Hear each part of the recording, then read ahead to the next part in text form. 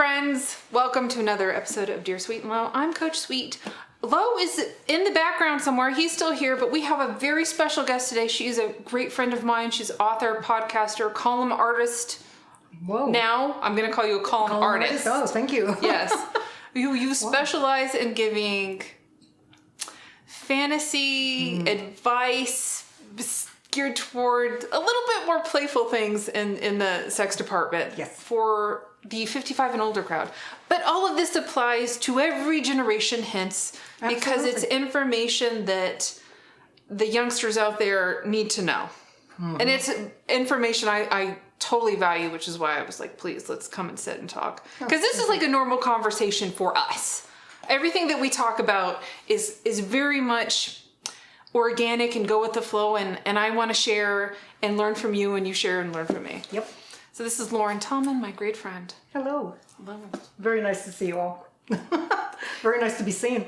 Today we are talking about long-term relationships, how to keep your passion, your love, your sexuality, all the fires that burn deep within you that help you have a very satisfying life. How to keep those aflame throughout the entirety of your life. Not just to a certain point, not just for these little milestones, but consistent flames.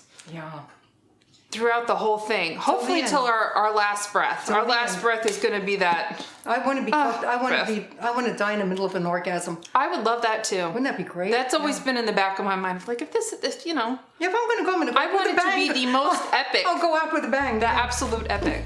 So stick with us. That's what's coming up.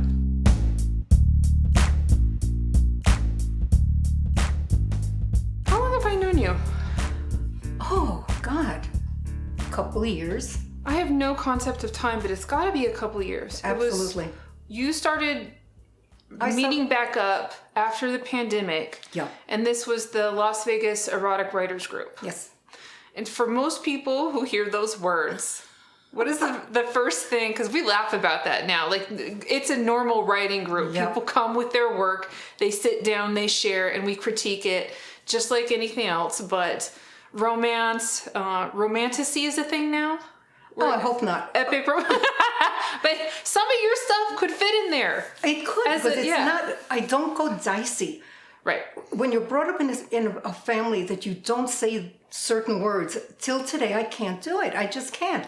So I describe it, and then I realized I was writing erotica. I was telling you how her finger felt on his cheek, but how about how his cheek felt with her finger? It's it's yin and yang here. It's all erotica is feeling. It's letting people feel what you're saying. Not saying, he slammed her on the couch. No, she came up to him, and when she was close enough, she felt the beating of his heart. That's telling you something.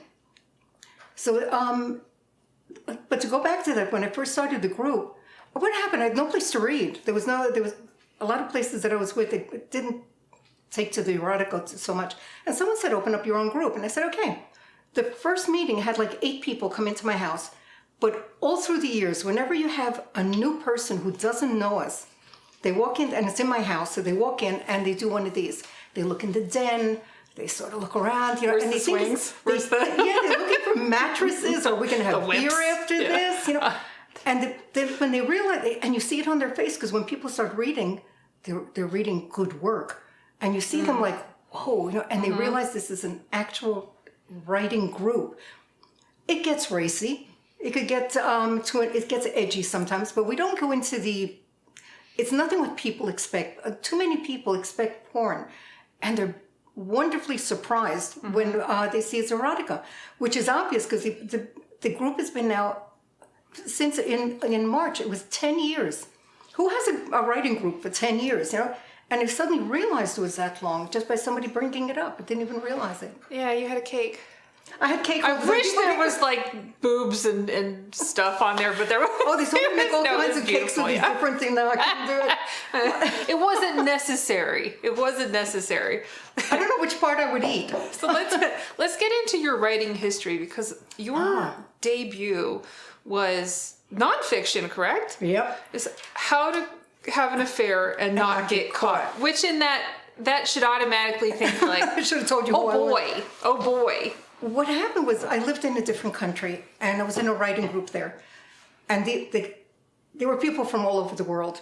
Russia, Belgium, England, South Africa. They were from all over. And we had a meeting every 2 weeks, and we had assignments to do. One woman, she wrote articles, and I thought, I wonder if I could write an article, which I couldn't. Now I can, but then I couldn't. And I thought, I'm going to try. I said, I'm not doing the assignment. I'm going to try to write an article. I want to see if I can do it. Well, I sat down and I thought, I'm going to go for the funny. This to me was funny. How to have an affair and not get caught. I thought that would be funny. An article has to be one thing. It has to center only on one thing without any extra words. All of a sudden, these images came to mind. The neighbor who I saw come late one night, and he wouldn't do that, wave a hi. And I thought, what's the matter? He's afraid of me? And I thought, oh, maybe he is, because he was that late. I was downstairs with the dog. And you suddenly think of things. When I was sitting with a friend, her husband came in, he didn't look at her. When he came in, he goes, hi, and everything, and he was late, and he put down his attaché case, and I thought, he's lying. He wasn't at work. I was more afraid that she would know that I knew, because I would lose a friend. Right. And that's what bothered me. And I realized having an affair, you've got to keep a secret. No matter what the book is about, the main point is keep a secret. Not your brother, not your hairdresser, no one. Tell one person you've told the world. And I started trying this this article, and I remember bending back and yelling to my husband. I said, I think I have a book. Now, the odd thing is, I wrote to literally everyone I knew in the world, all across the world. And I wrote, I'm going to ask you a question. I said, I'm thinking of writing a book, How to Have an Affair and Not Get Caught. If you would have an affair, what would be your biggest problem? Please do not give me personal information. You can't imagine what people came up with. And I'm doing this, I'm thinking, that's what he does, and then all this. And I couldn't believe it. One of them, a doctor, a brilliant doctor, he said, don't get caught with your girlfriend in the movie theater. I wrote back to him, I said, you're educated. Who goes to a movie theater with his girlfriend? All these things that they came up with. Oof. Unfortunately, that also made a large part of the book. In the book, it's rather small. It's a real how-to. What to wear, where to park. What if you're seen together? What if you're seen with your lover? Well, just keep going. All these things from things that people have told me. And in the book, you have these little areas. It's called True Story. That people trusted me enough to tell me these things that had happened to them. Of course, no names and the whole thing. And one of them, a guy I worked with, really sweet guy, and he said they had a problem. He said he had been with his lover a little bit too long, didn't have time to do anything, rushed home, and his wife goes, oh, good, you're home from work, we have to go out, get dressed, put on your suit, or whatever. And he kept scratching his tush until he realized the condom wrapper had been stuck to his tush. Yeah, I swear to you. It had been stuck to his tush. He crumpled it, just held it, got rid of it. A better one, I love this guy. He was wonderful. He goes, I have to tell you something that happened. That's when you know they're going to give it to you, right? And he said he's taking his 2 sons to soccer. And he's driving, and little kids in the back. And they said, Daddy, what's this on the ceiling? When he got to red light, he leaned back, and it was a woman's shoe print. Okay.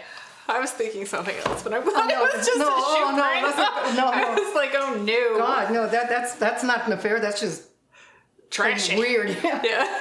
And what he did, Sloppy. He didn't mention it, and he took them to soccer practice. Meanwhile, he went, he got it cleaned up, and just never mentioned it.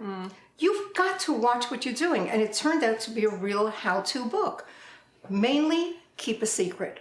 I was going to call it Be Responsible or Get Out of Bed, which I thought was a great title. But someone said, well, the minute someone reads responsible, they're not going to take it. Right. And the woman who was this writer, she said, what's your book about? And I said, well, it's How to Have an Affair and Not Get Caught. She did that. There you go. There you go. That's your title. And from beginning to end, it's what to do. And also, what if you break up? How do you take that? There are different levels that you go through. And if it's a long-term affair, short-term affair, you don't have to tell your real name. You don't have to tell your real name. It goes on and on. But at the very, very end, it said one thing. If you were going to do all this with a stranger, why not do it with the person you fell in love with in the first place? One would think. Go back. People easiest. never think to have an affair. You probably started the relationship with an affair, but they don't think of it. Have an affair. Run away together. Get some sexy stuff. Buy toys. Do something. But have that affair again. to go even further into this, the reason that people don't do it because they're actually embarrassed in front of their spouse. Oh, wow, I'm going to bring her a flower. I said, when you walked in the street with her, you picked her a flower out of someone's garden to give it to her. You can't give it to her today? No, she'll laugh at me. But then when she gets the flower, she thinks, what did he do that he's giving me a flower? You know, they have too much history now. So it's building back to where you first came from, the need for each other. You remember, we did this. We would travel for half an hour just to meet for 5 minutes and then go back because you couldn't let go of the person. So having an affair can be anything with someone you've met, someone you've known for a while, or even the person that you fell in love with in the first place, which is pretty cool because you go through all that again and you laugh a lot because the two of you have memories. And rather than it starts out a little uncomfortable, but then you start laughing because you know his shoulder hurts him today, her knee hurts. You know how to treat each other, and you just laugh and you have a good time. That's what it's all about. An affair should be a good time, and not the pressure. And the book tells you how not to have that pressure, and keeping everyone safe. Excuse me. One thing, it says specifically, family cannot get involved. If children are there, first come the children. There are responsibilities here. But other than that, go for it. You're doing it because you needed it. Something was there that you needed it for whatever reason. And everybody's so individual, millions of reasons. But this is what you do. So I want to bring up, because this is a very different take on something that at least our country right now finds to be puritanically immoral. Always was. But as soon as I start talking to people who are from Europe, who are from different places around the world, there's not this, if this person cheats on me, I'm going to cut off their balls and put them on the mantle. This kind of, like this automatic, complete disintegration of the family unit because they're not addressing the fact that there's needs going on. There's needs and wants and desires and fantasies, and everybody's caught up in this cycle of, if I can't have this with somebody else, I'm going to get it someplace else because I have to. Like, my life is so short. I hate monotony. I'm going crazy. Usually it's from monotony. Yeah. But the thing is, when I have the book signings, anytime someone walks up and goes, and gives me cash in hand, I know they're not American born. I know immediately. And I say to them, where are you from? Oh, I'm from Belgium. I'm from this. I know immediately. A long time ago, when I was first pushing the affair book, someone asked me if I wanted to speak to their group, and I said, fine. Not knowing the group was like in their 70s and 80s. And these were women that came from a time period that if the husband had an affair, she could do nothing about it. Right. She couldn't, it was pushed under the rug, and she just had to live with it. And I had these very fine ladies, very educated, lovely ladies, that they did this. They picked up the book and very nicely did this. Turned it and put it face down. Right. That touched a wound. Yep. And I knew I'd hit something. Yeah. But it's always been like this. Americans they read it. I know they're buying my books. Yeah. They're buying the books. They're buying all of our books. But they won't talk about it. It's gotten to a point that they're made not only embarrassed by it, they giggle. Do you ever see people giggle when they talk about sex? I can't stand that. They become so childish about it. Yeah, you want to make love to someone. You want to stand in the rain with them. And they can't do this. They've been crushed down. In the 50s, no one spoke about it because it was definitely a man's world. Whatever he said went. Of course, she didn't work. She was home taking care of the children. Just don't bring it home. Don't bring it in my bed. Right. And in the 50s, no one spoke about it. In the 60s, oh hell, all of us did it. And if you found a place, do it. 70s was petering down. And then the 80s and 90s, they were all in a whole different direction. And during the love period, it brought us all together. It was to the Beatles songs, come together right now in many different meanings. But it was to put you together. But then in the 80s and 90s and 2000s, until today, it's pushing people away. It's separating people. Saying diversity, but it's not. It's cutting everybody up. And now, if you want to go back to that, into that 60s time period, you can't. You can't. There's no one to speak to. Even I speak to younger people from university up, and Well, do you know that university students today have less sex than people did ever in history? Yeah, I've heard. Ever. Which that's why they're going crazy. They're going to nuts. me. They're just like nothing is happening At outside, that time inside. period, you did it in the school library. You did it anywhere. Right. In the garden behind Right. a tree. It didn't matter. That immense excitement, and it carried into their studies. It carried into their whole lives. And today everything's so flat. Everything is flat, and this thing of not having relationships and everything. So they have virtual relationships. Oh, come on. It's a virtual not touching. relationship? Are you That's not- kidding? yeah. That's like decaf coffee. Right. It's just not the What's same the point? thing. Yeah. Oh. What is the point? I get long distance at least. There's some kind of impetus there to keep going, and maybe distance making the heart grow fonder. No. So you almost can reach out. You're like, okay, we're going to move together. But there's a long-term plan, which doesn't mean No, it anything doesn't when No. chemistry comes into it, and then you're like, wait a minute, I really loved you on the screen, Yeah. but now we're next to each other, and you feel like my brother. Well, that's a way of looking at it. Because usually when it's in distance, the first 3-4 weeks, you're having phone sex. Yeah. You're really into this. And then Right. you start getting a life, they start getting a life. And it starts, again, it doesn't last. Long distance doesn't last. It just turns into either phone sex forever or goodbye, one or the other. Mm-hmm. But phone sex isn't bad. No, it'll scratch the itch. I mean, it doesn't take the place of the real kind of really connection. have to use that line. And I don't use even that. mean that in a completely sexual way, too. Just sometimes No, yeah. holding your partner, Yeah. having that closeness, smelling their scent, being wrapped around their warmth. It almost feels like that homecoming of, this is the place where I am safe. I am safe. I am loved. The rest of the world is the rest of the world.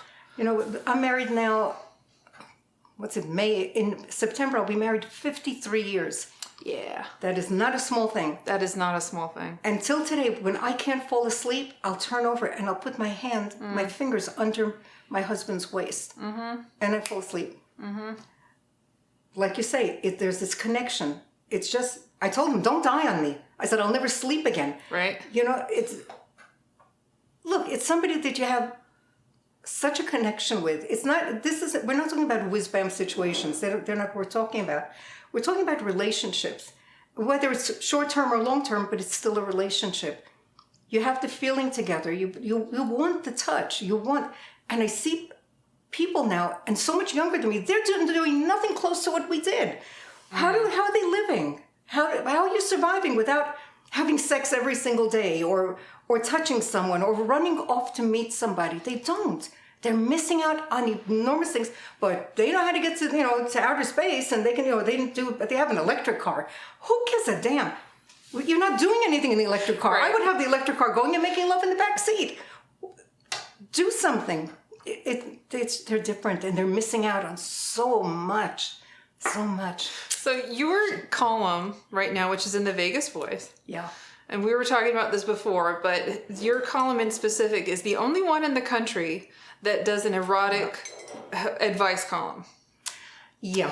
And so far, some of the stuff that you have tackled, because the electric car just made me think of the airplane one. Yeah. Yes.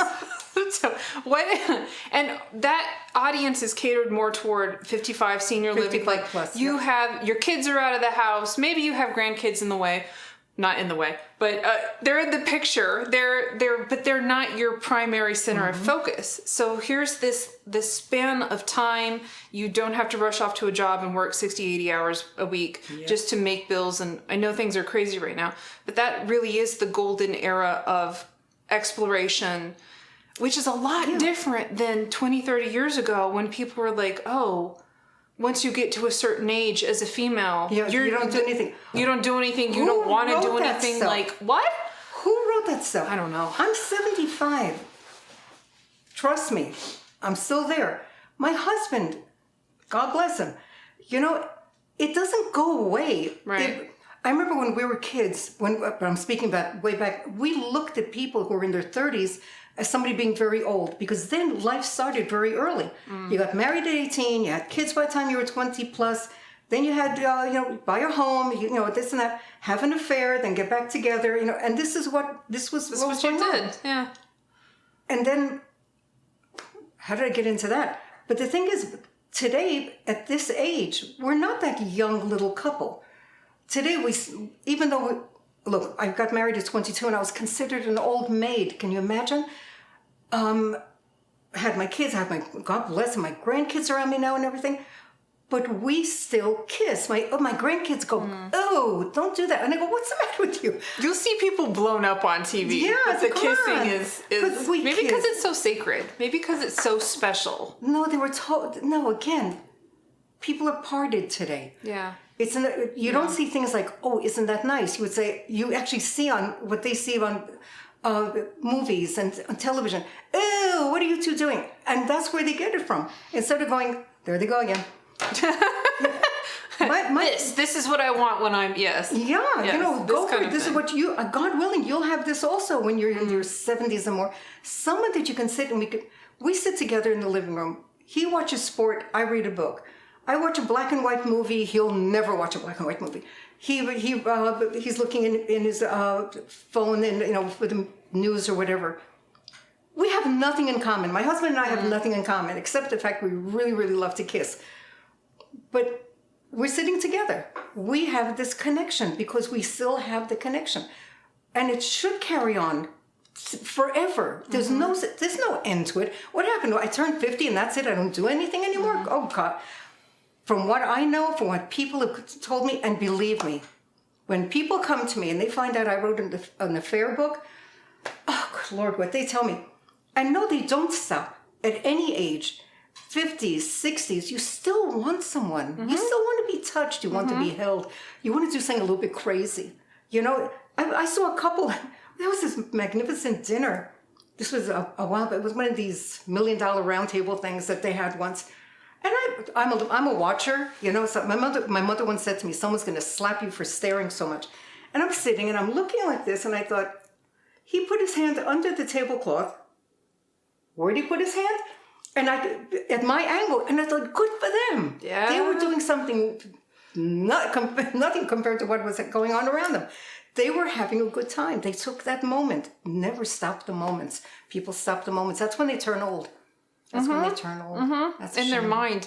And they dry up, literally. Especially everywhere. when we're talking about erotica, like that is such a fantasy. It's a mental game. It is the mental continuation. So we'll joke that erotica is female porn. It's our version of pornography. If men are more visual, right? Yeah, if they're more turned on visually, and we need something that's more story oriented. Like I could put on some kind of porn, and I've tried to find ones that have story, that have some fun stuff. Story? In it. What were you looking for? I know. It was wishful thinking. Some of the like HBO or Showtime, some of their series where you can tell that there's chemistry between the characters, and they may not show all the things, and I don't want to see all the things because that is sometimes too much. Like, well, where's my imagination getting to come from? Yeah, but where do I get to play with this? That's your erotica. Yeah, that is mine. Yeah, you feel what we write. People, they see him walking into the room because you say he walked in and she couldn't hear his footsteps, so you're waiting for him to get close enough for her to know. You're visualizing this. This was the erotica. I'd written a story, Rodan, where that was the man's name. And all she wanted to know is that if she would kiss him, would it be perfect? And she said, just let it be perfect. And she comes to him and it's cold outside and he's near a horse and the steam comes out of the horse's nose and he stands there and she brings him wine. And she wishes that she made his lips wet like the wine did. And then when he brings her close, she thinks, just let it be perfect. Just let it be perfect. And then they kiss and she said, it's perfect. Try that porn. Yeah. They wouldn't be able to do it. How can you deliver that unless it's something that is really you feel it spelled inside. Out for you. When you read erotica, you shake a little bit. Because you should, or you're reading the wrong thing. You're just, next author. You read it and you realize you don't remember this. If the phone rings, it snaps you into place. Later. You're into that picture. Whoever's reading it, I read it, I see the girl. I see her doing this. I see her putting her hands across his body.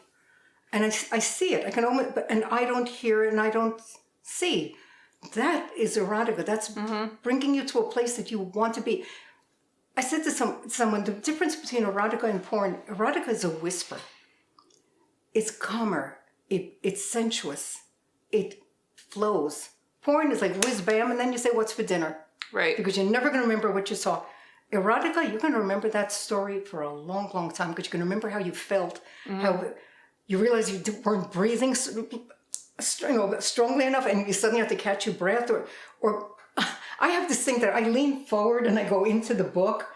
So I did that on a train one time, and I was actually leaning 45-degree angle. And when I got up, this woman across from me looked at me like, what the hell is wrong with you? What did you read? What's that book? Right into it. That's what it's all about. That it's bringing you to a place that you want to be. If you can't write, read it. And if you can write it. You know, but share it. People want to hear this. Well, today it's not. But like you said, in America, it's. But they've always been like that. Always this puritanical thing that drove me crazy. I guess that's sort of like Las Vegas. You can't have a Las Vegas everywhere.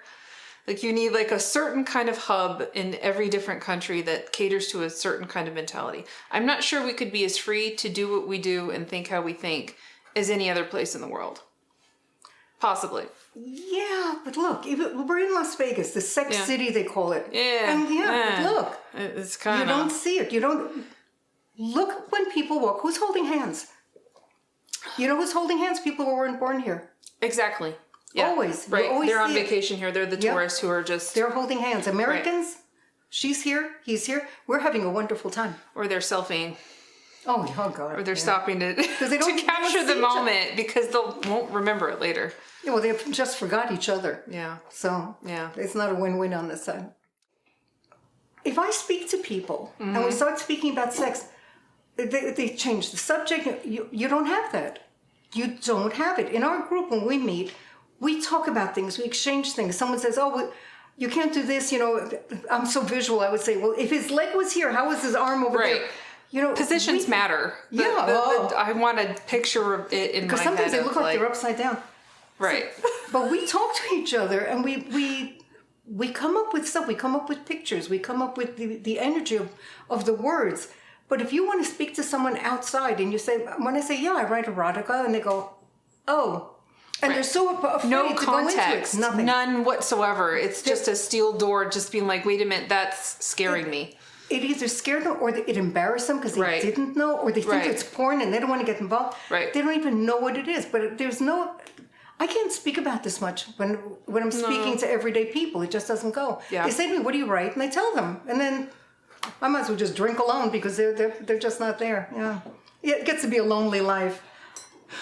Oddly enough. On the flip side, when I do specific kind of coaching relationship stuff, right? So I'm talking to different couples or singular people who are just like, I'm really stuck in this part of our relationship. And eventually we have to circle back to what does the intimacy really look like to you? How often are you guys having sex? How often are you touching during the day? That's like there's so many different obstacles of... People don't think of this. It could just clear the slate if you did this, this, and this. It's not only sex. People think, oh, so what, I'm going to have sex every day? I said, you wish. I said, no. I said, touching. Sitting next to each other. Like I said, my husband watches sports, I read a book, but we're sitting next to each other. You do have the connection. We walk down the street, we hold hands. We hold hands. I said how usually when we're walking, I'll suddenly stop, I'll hold my husband back and I'll go, I have no strength, I need a kiss. Oh. He gives me a kiss, he goes, you feel better now? And I go, yep. And we keep walking.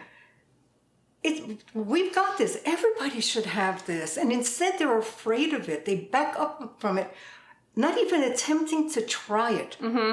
So what if you kiss him in the middle of the street? Kiss him. What do you care? What are you going to do? Going to put you in jail? Kiss him. Sneak a feel. Or give that flower. You know, something. Get the connection back. People don't have... I see this more and more today. And I feel so sorry for the people who are way younger than me because, like I said... They have no concept of what we did or what we felt or the running away, the trying. In fact, oddly enough, when we looked into the internet and we saw who was buying the affair book, And I suddenly realized I had millennials at that time. And I said, why? Because the millennials, they said, we're not having these relationships. We're not getting married and tied down with mortgage and housing. And they tried to stop each other from having relationships outside. Correct. But some wanted. So what they did is they turned to my book so they could have an affair so their friends wouldn't know that they were seeing someone. They wanted to be touched. They wanted to be. And I read about this. I couldn't believe it. They weren't having sex. They were having virtual sex, which is good once in a while, but forget it. And they weren't connecting. Mm-hmm. And I couldn't believe that 18 to 21, they were buying my book, How to Have an Affair, because they wouldn't tell their friends that they were actually making love to someone. That's horrendous. That blows my mind.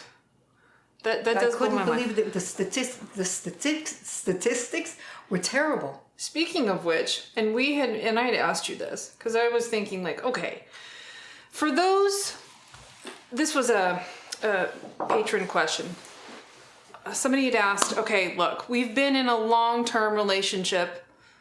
We got the kids. They're getting teenage years. We've settled down into the ruts. And now, like, what are my first steps in rekindling the spark? Yeah, it's something it's not a one-time thing. Right. Like, there has to be an action plan over, like, this is what you're going to do in week 1. This is what you're going to do in week 2. Oh, yeah. And it's building upon each other. It's like a giant game of tease and denial. Yes. Look, the kids were small, and my husband was in business, and I was working hard. And I realized, God, we don't see each other anymore. By the time my husband came home, he was tired. He sat with the kids, and I would find him asleep with them on their bed, and I thought, okay, this isn't good. And I said to him one day, this evening, meet me. You're going to. It's a whole story. I said to the kids, tell Daddy to meet me there and there, and I met him at a hotel, and I picked a room that was by the sea, so you'd hear the water coming in. That's nice. And we just had that evening for us with all the rigmarole.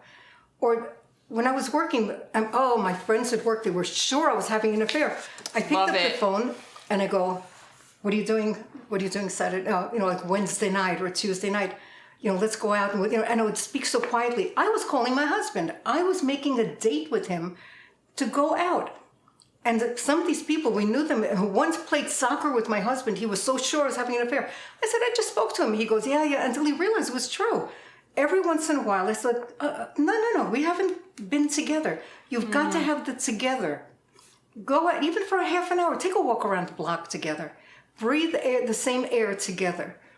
But do it. But keep it up. It's not going to happen once a year and you're going to think your relationship is great. It's not. You meet people, he meets people, everybody, your lives spread out so far because you're working, you have PTA, you have something, soccer with your friends. You spread out more and more and more the older you get through the years. Come back. Do something the two of you only do together. That hotel was wonderful. And we were so poor, I couldn't afford 2 dinners. I just ordered one. We had 1 glass of wine. I couldn't afford it, but I wanted us to be together. We were such a hard time financially. Just be together. Just walk together. Sit together. I'll come over. My husband loves his lazy boy. And I'll come over. I'll sit on him, give him a kiss, and he pushes me off, and we're fine. Right. But this is what you do. You've got to keep it going all the time. Not every hour of the day. I know how many people don't even touch each other during a day. Touch, kiss, feel something, whatever, but do something and keep it up. Mm-hmm. It's not just because you went out in the evening or saw a movie, it's not going to last you for the next year. Keep it going. The two of you, when you sit shoulder to shoulder. Don't sit next to each other. Touch each other. So did you come from a background in a relationship where you saw other adults acting like this? Was that a normal for you, or is that something you had to create because you wanted it? I'm pretty sure, because I remember as a kid, we would all the kids would come in front of my house, we'd sit on the stoop and we'd be talking, and my parents would come from work, they had a store. And one day, one of the kids said, "Are your parents angry at each other?" And I said, "Why?" And she said, "Well, they're not holding hands." Uh-huh. And I realized my parents always held hands. And that was the first time I realized that that kid knew. No, let me tell you one more thing. This is something that always stuck in my mind. You know how you say something You know what it means, but nobody else does, so you can get away with it. I come into the kitchen. My dad is sitting by the table. My mother comes by, and in another language, he said to her, "Come here and I'll tell you a story." Which to me meant nothing, right? My mother goes, "That's how you talk in front of the kid? That's what you do?" And I really thought, oh my God, what story? I don't want to know about it, right? You're thinking terrible things. Oh, I didn't want to know about this. Your parents, ew, you know. And yet that was always there. They did have that connection. And and I think I brought that to my husband. He was in the army when I met him. He was a young guy. And I couldn't keep my hands off of him. I have to tell you. I opened up a door. 2 guys are standing there. I saw my husband. I thought, I want him. Just like that. 7 months later, we were married, traveled around the world, country to country, kids, grandkids, businesses, with everything. And here we are till today. Because I just wanted him, you know. But and you kept that alive, though. Absolutely. Like, you kept it alive. Always. It's got to be. Like, that's the work. It's actually an effort. It's not something that what effort? Yeah. I love it. Well, fine, it's not. I love touching him. I love touching him. And his friends, my husband was very shy when we met. And I remember his friends were sitting together and I could understand the other language. And they said, all we do is talking about fucking and soccer. That's what they spoke about. They said, and the bashful one, he got her, you know, and I thought, oh my God, you know, to really show. Because I was always with him. I was always touching him. I was always kissing him. So, you know, not slobbery or stuff, you know, but it was always, and he loved it. He loved it. He was getting something that he didn't know existed, you know. I think it was nice. Touch trumps almost every conversation. Yeah. Absolutely. Almost everything. It can dissolve a resentment. And just like that, some little whatever thing you've been, he did this in the morning, left the water running, toothpaste out, whatever, trite little thing you want to make up that's such a big deal. But it's just like, do I want to feel like that? It's how we remember our partner in our head. Do I remember him in a positive way or in a negative way? We'd had an argument. We had a terrible row one evening. And the next day I thought, no. This doesn't carry on to the next day. Right. I drove out. I knew where he had a store there. Whatever, we had the office over there. I just left the car. I didn't park it. I just left the car. Now, the woman who took the phone messages, receptionist, she saw me coming. He was with his back to me. I came in, pulled him by his hair, gave him the kiss, put him back and left. Boss move. She was shocked. She just sat there. She couldn't understand what was going on. But no, this will not carry on. Stop it. You had an argument. That doesn't mean anything. You had an argument. It doesn't control your life. You'll always have arguments. You'll always have disagreements. There are things my husband, till today, he does stuff. I don't know where he comes from. He does stuff and I go, what? Really? You know, so many years, he still surprises me. And sometimes he looks at me and he goes, really? You know, Right. But that's it, because you're so individual. No one's going to take, I don't know, maybe sometimes people think they lose their individuality, but you don't. This is who you are. No one can change that. No one can take it away from you. So be yourselves, be together, be yourselves. You'll always have that. The fingers will always intertwine, you know. But I love touching him. What can I tell you? But you just have to like it. You know, some people are, ew, I don't want to, go away. You know? What are you pretending not to know would be the coaching question of like, oh, I don't like this. Yes, but where is that coming from? How do you address it? Because you're going to die without it. Really? You're going to commit terrible sins against your body without touch. Oh, I just did a podcast last week for the Vegas Voice. And because now I have my own podcast and everything, yay. And I wrote about this, and I spoke about sleeping nude. Yeah. People at a certain age, they stop because parts go in different directions, you know, all these different things. But, you know, you should just let it go. And I said how a long time ago, my husband came home and he was smiling. And I said, what's up? And he said he was with his friends, you know, the guys that had known each other for years. And he says, you know, of course it goes to the wives. And one of them told my husband, yeah, my wife goes to bed and she closes the pajama up to the last button to her neck. Another one said, yeah, my wife she ties the pajama bottoms twice. And I thought to myself, oh, there's more to this, And my husband said, then I told him, did you sleep nude? So I said, as much as these guys knew each other and liked each other, I was sure every one of them wanted to punch my husband in the face. Right. It was like, because the blessings of envy. Oh, yeah. No, we did have a problem with that. A lot of people were envious. Yeah. And they probably inadvertently tried to destroy your relationship because of it. Not even inadvertently. Oh, they're right in your face. This isn't the right person for you. I don't know what you're doing. Oh, I wouldn't go out with any Tom, Dick, or Sam. Really? Right. But even through the years, people have problems. You go through so many situations.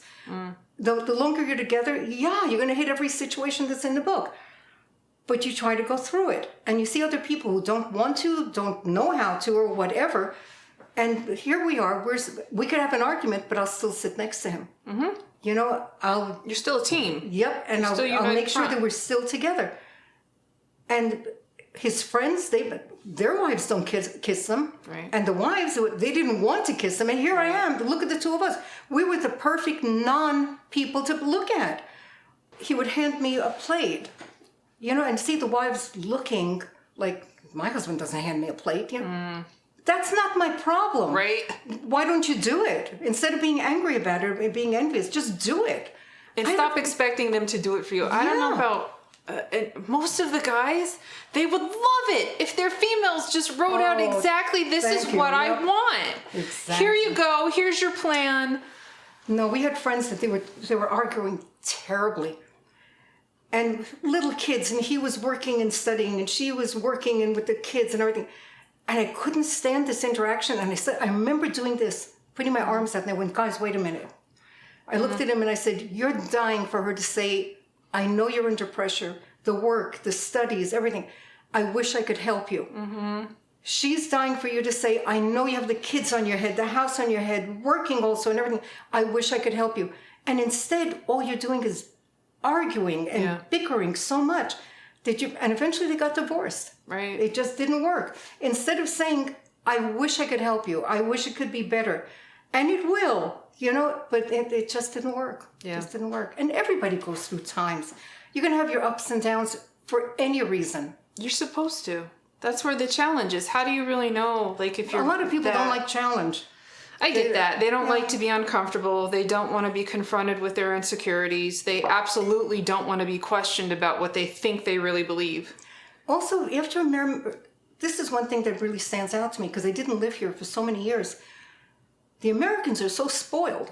Even though there have been wars and everything, but nothing here. People really, say to me, America, 9/11. I said, America had the worst terrorist attack in history, but nobody else in the country is a continent. It's too friggin' big. But they have their everyday lives. That the worst thing that happened is the store closed too early. Mm-hmm. I went through 3 wars. When I tell people that, they can't quite grasp it. Mm-mm. I went through 3 wars. I went through a war of attrition between that. You really hold on to your life and the things that you love and the people that you love, you hold them closer. And here, just the opposite. They're out. They're not touching. They're not relating. They're not talking. And I think to myself, the loss. They don't have the depth, the appreciation of knowing, thank God, look at that. I have everyone around me. Right. I love them and they love me. Right. And they don't have that. Thereருந்து something so missing over here. And actually, they should start with our work and go into Erotica and start from there. But really, get that spark going, in yourself first. Kick it up. Stop waiting for other people to deliver it to you. That is a really quick way of actually getting into an affair. If you want to avoid that, it's like I'm going to continuously outsource the things that I'm missing. There's no awareness in that. And we're working with the top 5 tips for people who want to rekindle their little spark. We've got sleep naked. Yes. Touch each other inconspicuously in places where you really shouldn't, because there's nothing like that spark of almost getting caught. Oh, yes. To really turn up the dial on the flame a little. We love a good taboo. We love maybe I shouldn't, but I'm going to. Run away together. Have that adventure. Oh, yes. I love the fact that that everybody thought you were having an affair, because the energy surrounding what you did had that mysterious feel. I would speak so quietly to him. Yes. What are you doing on Wednesday? Nobody's supposed to be. Oh yeah. I loved it. The fact that you can actually pretend that person is Yeah, he loved it also. same but different. I would speak to him and he would go, "Why?" And I was like, "Want to meet on Wednesday night? Where?" You know, it was fun. It was the fun. game. And his friends at work, they were sure. They didn't know until they realized that was my husband. Yeah. Yeah. Even if he's coming home later, do you have 20 minutes to have phone sex? So number 4 would be have fun with the phone sex, the texting, the sexting, whatever that looks like. I'm partial to creating like a quick erotic story and sending it to him. I mean, not just this, oh, I love you, I value you. No. Yeah. Like skip to the meaty part. I know there's love in there somewhere. We'll get to the love. Yay, love. But I think when it comes back to people who are in a more long-term situation and maybe they're a little bit terrified of the fact that they'll never experience the newness of falling in love or the slight tumbling feeling of being so caught up in an adventure that it makes everything else seem like it's not a big deal anymore. And they really, really love that. And I think this is where role play comes in. When you can actually do a role play where you can pretend to be someone else, they can pretend to be someone else. You can use your imagination like you're a kid again. The articles that I've been writing, one of them was learning tango, but the Argentinian tango. Oh yeah. Where Passion. you think they're hardly touching, and it takes the thing is it takes a lot of strength to hold each other by your fingertips. That's sexy. Because it looks easy, but it's not. You know they're literally holding on only by their fingertips. Feel the closeness. In Argentinian tango, where every other dance you dance apart from each other. Argentinian tango, you're chest to chest. That's how. Think of that. And one leg goes back. He turns her around. Do these things that are sexy. Learn the sexy dance, the erotic dance. Get a plane ride. You have that plane ride over here. Go. Yeah, the Mile High Club. The Mile High Club. There are people that have used it for graduations. Sure. And sure, fine, thank you. But you walk in and it's wall-to-wall mattress, which is wonderful. Go for it. Go for it. Make love in the back seat. How come no one makes love in the back seat anymore? You ever fucked in a plane? Huh? Have you ever fucked in a plane? Like, to me, that's just like, would I even get in the mood for that? You want to hear? In a plane? Do you know that the pilots are so in tune with the plane? It's not trust against the pilots. No, it's not that he knows what they're doing because he's so into what the plane is. I think I'd like that. The voyeur kind of like. I just put it in my mind. I'm like, how can this work for me? How do I know? They couldn't see us or hear us. We couldn't see or hear them. Yeah. But he's so in tune with his plane that he explained this to me. He goes, they just moved. Because he could feel that. I couldn't feel it. Sure. And it's a smaller plane. It's not like a giant jumbo jet or something. He taught me something. I looked out to the wing. If the wing goes up and down, she's on top. If the wing sort of moves, he's on top. And when I said that, I looked at him and he got embarrassed. I said, you told me. You told me what you feel on the plane. Thank you for your wisdom, sir. Oh, yeah. And we were a part of it without being a part of it, you know? Yeah. But people take the chance. Go hiking. Get lost. Get lost on a hike. Do something together. Kind of. Not the bears. Oh, hell. I remember we were on a beach and it was nighttime and I brought a basket of fruit and things, you know. Nobody's on the beach. One thing led to another, and there I am, and suddenly, a Jeep goes by, and I'm doing this. And I'm thinking, oh, God Almighty, I can't believe someone actually came by. They didn't stop, but they kept going, and I looked, my husband went, don't worry about it. Fine.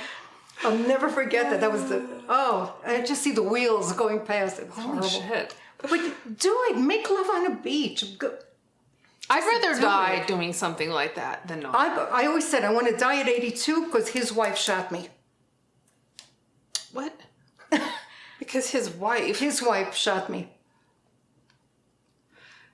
Ah. Okay.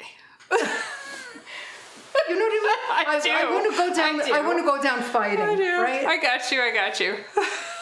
I hope to God we're still sneaking feels, even though we don't even remember each other's names.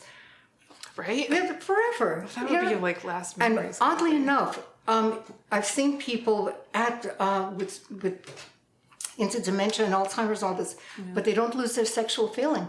No. This is total. Very old. It's very primal. It is. It's primal. This is what they do. They still touch. They don't know what they're doing. They don't know who it is, and yet they love the hug. They love the kiss. I found people, the lady, they go, oh, look what they were doing in the room. I go, they don't even remember where they are, Right. But that's still there. That it's always there. And people try to smother it, and they should never smother it. Let it go. Let it glow. Let it. It's our right. It's our right as human beings. This is technically just another day at the office for us, though. Really? I'm just really just sitting here and talking about this kind of stuff. You're in this business now. What do you mean? Really? This is this business. Could you? I'm not joking. I'm suddenly writing erotic articles for a magazine. I'm every month. I'm doing a monthly podcast also on erotica and 55 plus, which is a little bit difficult. What do you write about? Every month to come up with a different thing. But who knew that I would be doing this one day? Plus writing my own stories, having my own group, doing different things with them. I see friends that I said, what did you do today?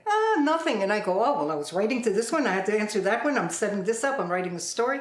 And I'm always at the computer, or but like you said, many times I'm watching a movie and I see something and I go, I get up, I go to the computer and I write that down because that sentence is going to make part of a story. Or when it was raining and it was dripping off her hair and he suddenly moved her hair aside. Boom, I'm writing. I can add on to that. All these little things that they do. And it's not erotic, in its own way it's erotic. But it's not only erotic, it's loving someone, it's caring for someone. It's all these different names, all these different words, whatever it is, but it's always somehow touching. Moving her hair is touching her. When she suddenly leans over and puts her hand on his, that's touching. She didn't say anything, but now it's going to be okay. You see these different things. I hear words, sometimes even one word. Okay, I always have something written here and a pen in my car because I'm driving and at red light, I'm writing one word that I heard or thought of, and that later is going to make a story. Because we build this, we build these images. We don't need gigantic things. We see one word, we see two people. I once stopped the car and I turned my head and I saw this young couple, and we're both sitting on this low, rocky thing. He leaned over it, she leaned over it, and all he did, they just touched noses. It was so sweet. And you look at it, write about that. And why don't we do that? Why don't we do that as well? Why is it only those that are like 17? That was cute. Well, I'm going to do that today? Yes, do that today. Absolutely. People lose it. And we write it. We show it to them. We can see anything. I hear the rustling of leaves. Yeah. And I can write anything. Does it also happen in reverse with you, where you've written something and then it sort of manifests itself elsewhere? Well, I'm trying to think what things I went back to my husband with. That'll be in the Patreon. We're going to do after hours questions later. Don't answer that just yet. Oh, no, it's for some of the... the adventures that happen on the page end up happening let's test this out. Let's test this scene out. Yes. We're going to test this out. Even if he doesn't realize, my husband goes, what are you doing? Shh, don't worry. Yeah, exactly. I'm just I'm working on something. It'll benefit you. Don't worry about it. Yeah. No, my husband's thank God, he's pretty cool with that. Oh, well, yeah, okay. The best of all worlds. Why wouldn't he be? Yeah. But you'd be surprised, though. Be surprised.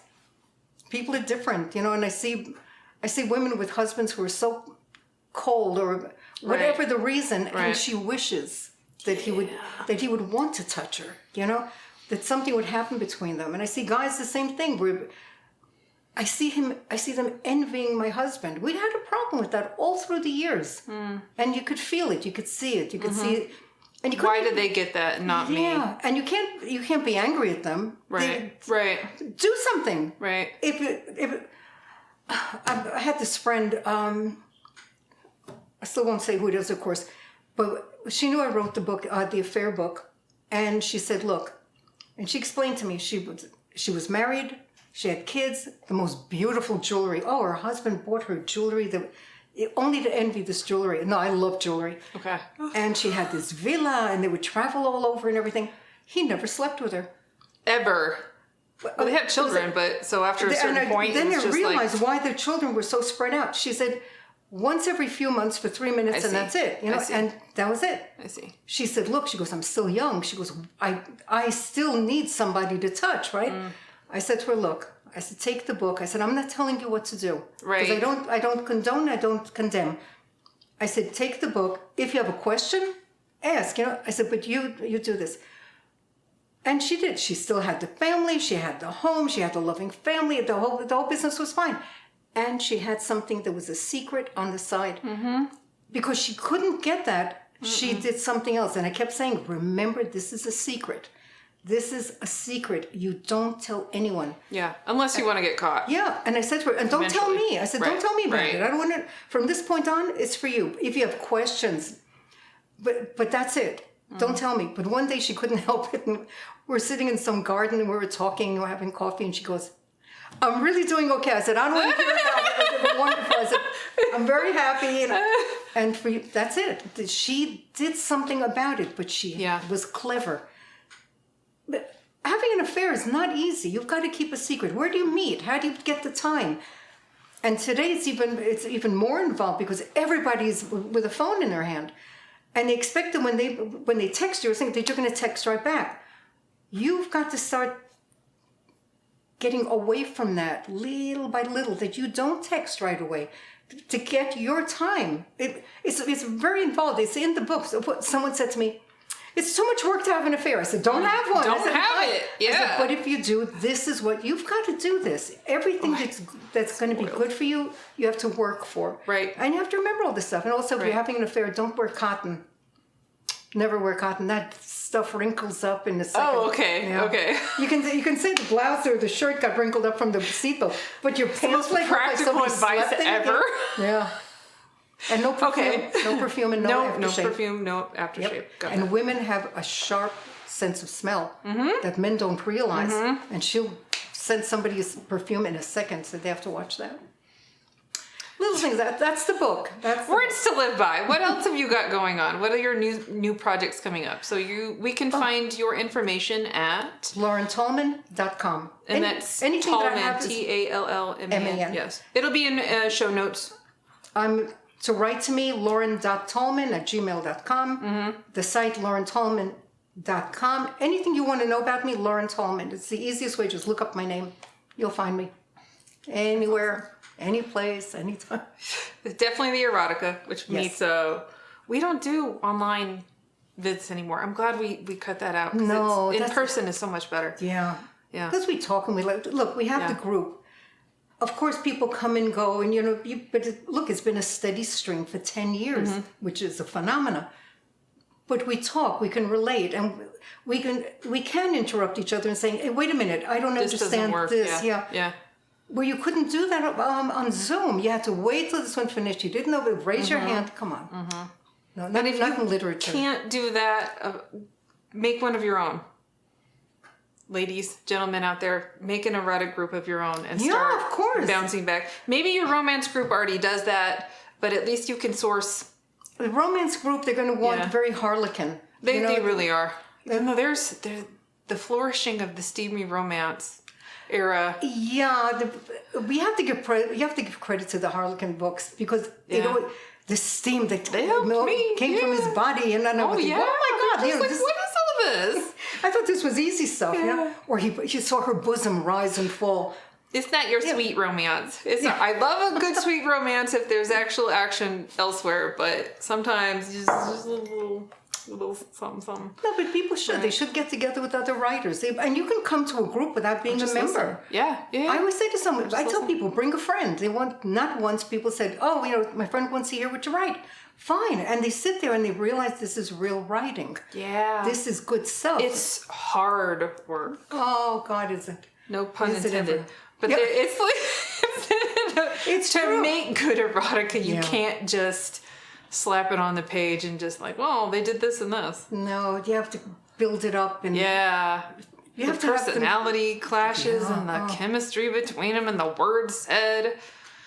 and the words not said. It's like, Words not said. yeah, it's wonderful. It's wonderful. We're lucky people. Yeah. Thank you so much for joining me today. Thank you. It's been a pleasure. Can't wait for your next book. Yes. Miss. Yes, I know. Everybody keeps saying it. And I every year I promise I have this one story 90% done. All it needs is editing. And it was the first book I'd ever written. Oh. And it was so, to me at that time, that was so passionate. It was so filled with this sexual energy. But actually, I'd just come out of a war. And I think maybe that's what did it. Because we were home and we were in closed rooms and, gas attacks and this whole thing. And all of a sudden, the doors opened and the war was over. And all of a sudden, it was something else. Wow. And I couldn't stop writing. Wow. And it was all about this girl, just a few years of her life, growing up, and each encounter is with someone that is erotic. She doesn't even make love in the beginning. She's even too young at that point. But it built up to the point where she does meet the love of her life, and he is the first one to make love to her. And what she does with her life and where she goes, every encounter is in its own way erotic. And somehow I can't put it out. It's mine. This is so mine. This was all that energy that every day we didn't know where bomb was going to fall. And then the sirens would go off and we'd run into the room. And,